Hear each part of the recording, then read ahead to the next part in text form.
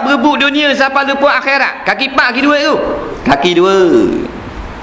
Nah, khinzir kaki pak, tak masuk neraka. Khinzir kaki dua. Khinzir mana pula? Orang yang bertukar pasangan. Nah, Minah muka buat Minah tidur bilik aku mana ni? Dewi girlfriend dia ke tu? Dah lah.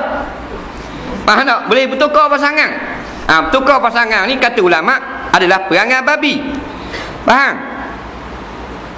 Sekotina datang banyak ekor. Jalan ni ya. Mu gendong, aku gendong, mu gendong, aku gendong. Nah, malam ni Arezek gendong. Faham tak? Ligang bawah pokok rung, penuh hasil terpela. Malam esok beg pasir pula orang ambil. Faham tak? Lusa dia bebas terung pula pinjam. Nah, tu perangai khinzir. Nah, ulama buat kajian, apa Nabi kata babi orang ni? Rupanya perangai khinzir, bertukar pasangan. Nah, dia boleh nak rasa isteri orang, dia kena cerai dulu dengan lelaki dia. Syekh, mu suka mu kalau bak rapuang, suka selalu kata. Dia kena cerai dulu dengan lelaki dia, habis edah. Kita masuk Minang pula, ada jodoh, baru boleh nikah dengan kita. Ni nak bini orang pakai ambil buat lagi gitu. Mana boleh? Khinzir. Nak? Cikgu kalau cikgu mati nak isteri cikgu nikah dengan suami lain, tak mau? Ada. Memang nakut sungguh orang takut bini jawab gitu. Dah kita mati dah kan, kat bandar dia lah. Tapi tak senang tau, rasa tak suka tau. Tu mana orang yang sangat kasih pada isteri. Sungguh dah, saya masih ulah cikgu. Bukan mana tambah benar, tapi rasa tak suka lah. Padahal kita mati dah, kita lang kubur dah. Tapi sayangnya ke bini tak ambon nikah ngetuk lelaki lain. Sampai gitu semua. Itu tanda orang memang kasih kepada isteri lah. Orang gitu biasanya di rumah memang dia buat belaka lah, ngebasuh dengan nyapu dia buat belaka.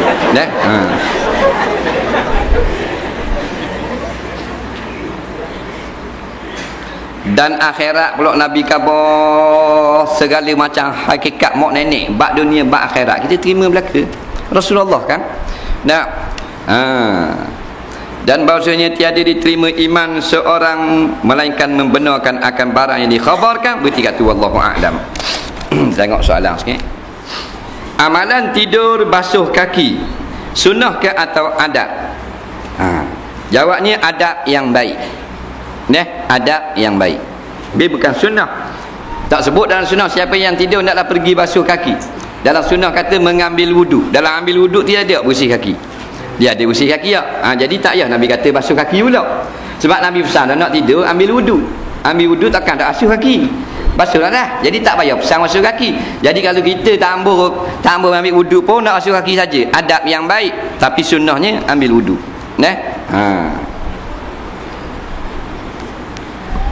Duit daripada simpanan KWSP terbagi dua. Untuk majikan, simpanan untuk kita. Faedah daripada simpanan. Kena campur seketika, kena campur sekali ke baru kena baru keluar zakat, atau bagaimana caranya? Duit untuk majikan mana pula KWSP?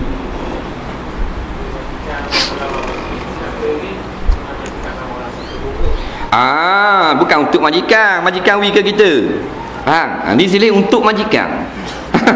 Majikan tu kan, dia majikan beri sumbangan sedikit sebagai tabung simpanan pekerja. Jawabnya kena keluar zakat lah semua sekali daripada total. Cuma sebaiknya kita pisahkan akan dividen kalau ada untuk disumbangkan kepada tabung-tabung umat Islam. Yang kita belanjakan duit kita saja dan duit pemberian majikan. Duit kita potong 40 ya, majikan we 10 ya katakan 50. Hak tu kita buat belanja untuk diri kita. Dividen jangan, sebab berlaku syubhah pada pelaburan. Masa mana kena duduk cakung dan membasuh dubur dalam mandi wajib? Dia kata kalau mandi wajib masa mana nak duduk cakung, nak basuh dubur? Jawabnya tak kira masa mana, masa nak basuh.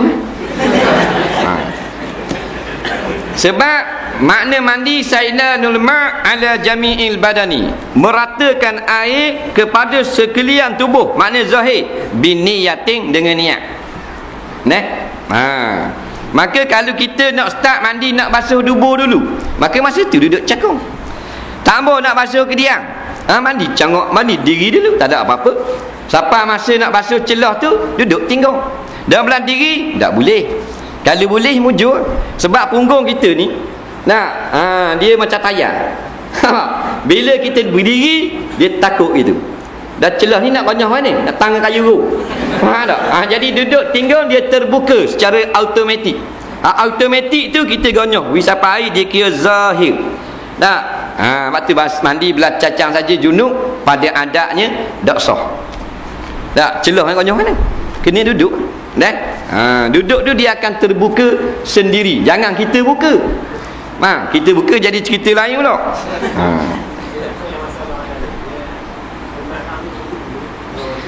Tu masalah sunnah. Sunnah ni gini, Rasulullah dia mula-mula istinja dulu. Kalau ada kecing berak, basuh berak, basuh kecing dulu, barulah start ambil wudu. Nak mandi ambil wudu dulu. Mula basuh najis dia, ambil wudu. Lepas ambil wudu baru mandi.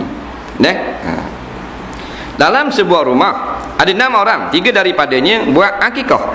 Jadi orang yang tak buat akikah tu boleh tak dia simpan daging untuk makan di hari yang lain? Orang kakinya berbarut sehingga betis. Bagaimana cara nak berwudu? Bila kakinya baik, adakah sembahyangnya kena qada semula selama kakinya berbarut itu? Baik. Dalam rumah ada 6 orang, 3 daripadanya buat ngekah. Orang yang tak buat ngekah boleh simpan tak daging? 6 orang serumah, 3 beradik nak buat akikah, 3 beradik tak buat akikah. Katakanlah 3 beradik pun hak ngekah ni bagilah daging sekali seorang, tak kepada hak tak ngekah. Jadi hak tak ngekah tu boleh simpan tak daging tu, tak makan itu.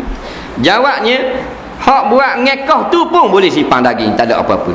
Tak usah kata hak terima daging, tukang akikah pun boleh simpan. Cuma sunat daging akikah dimasak dengan segera dan diberi kepada orang ramai. Sunat. Kalau kita pakai simpan kita seorang, tak sah akikah kita. Kerana tidak ada pun hikmah sebagaimana yang disuruh. Kerana tujuan akikah sembelih we makan korang. Jadi kalau kita sembelih we makan korang, kita taruh sekilo, tak ada masalah. Orang kafir tak boleh, dia sama macam daging korban. Orang kata boleh tu mazhab lain. Kita ngajar ni mazhab Syafi'i. Kaki dia baruk pula sampai kepada betih. Daripada ujung jari baruk sampai ke labu betih ni, masuk dalam spoket. Tak? Maka dia pun baruk Lepas tu ambil wudu, dia tak basuh kaki dia. Jawabnya, tengok keadaan. Kalau baruk tu boleh buka, wajib buka dan basuh kaki. Faham lagi? Buka baruk, kalau boleh buka, wajib kena buka, basuh kaki. Lepas tu kan ada luka tu tak boleh kena air. Kalau boleh ambil dengan kain yang basah, petak ke atas luka, lepas tu petak dengan kain kering selalu. Boleh buat gitu? Boleh. Kena buat gitu.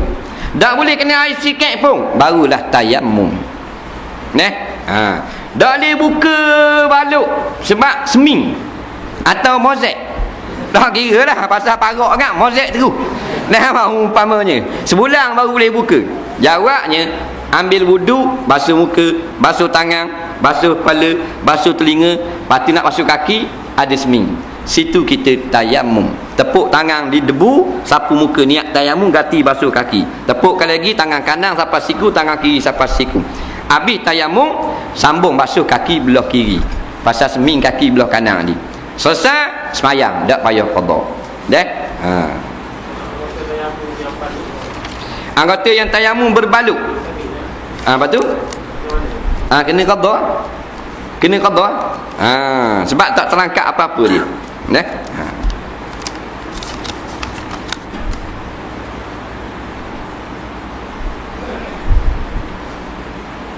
Apa hukum buat pengumuman pada pelajar sila bergerak ke dewan kat dalam surau kalau ada orang yang sembahyang solat fardu? Baik. Orang tengah sembahyang solat fardu dia buat pengumuman dah. Tak kena Dia setelah selesai daripada sembahyang baru boleh buat pengumuman. Dalam tu ada juga orang bangun sembahyang sunat, dibolehkan. Tapi orang tengah solat fardu tak boleh. Tengah solat fardu orang takbir lagi dah, Allahu akbar, kemah belaka dah solat fardu. Tunggu tu imam nak tang tehoi. Tubik pula, mari khabar. Nampak pelajar-pelajar lepas pada sembahyang dah lah bergerak ke dewan, tengah sembahyang mana boleh. Jadi tujuan buat surau masjid untuk solat fardu tu. Untuk solat sunat dia tak habis sama. Dia bersambung-sambung. Jadi tujuan kita nak beritahu pada pelajar ni pun satu perkara yang baik juga. Jadi tengok padang-padang patutlah. Kalau ada orang duk sembahyang sunat tu janganlah kuat sangat. Buat pengumuman. Jadi ganggu orang pula. Soalan seterusnya. Adakah sunat duduk seketika sebelum bangun rakaat yang pertama dan ketiga? Baik, dia kata lepas pada habis sujud 2 kali nak naik rakaat kedua, adakah sunat duduk sekejap? Jawabnya pendapat dalam mazhab Syafi'i sunat duduk sekejap. Sekejap lama mana? Sekejap je. Sekadar kalau kita sebut subhanallah dan tapi bukan suruh sebut. Maknanya 1 saat sekejap. Mana kalau kita bangun terus Allahu akbar, sah dah semayang kita. Kata Imam Syafi'i sunat duduk. Duduk istirahat, duduk gitu baru bangun. Sunat lagu tu. Kalau tak mau ikut kau nak bangun terus, sah dah semayang dia.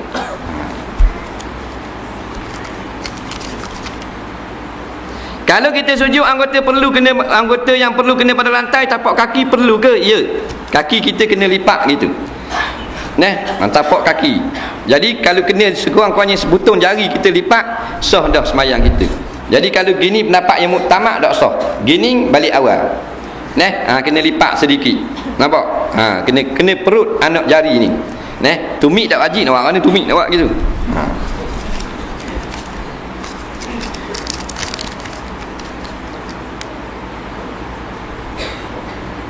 Betul ke tersebar berita tentang planet yang akan mengempas bumi 2012 ini? Saya takut tak sempat berkahwin. Syekh tanya ni. Jawabnya ya, betul. Disebut di dalam Al-Quran bahwasanya bila kiamat berlaku, masing-masing daripada apa yang ada di langit akan menghentam bumi, bertembung sesama sendiri.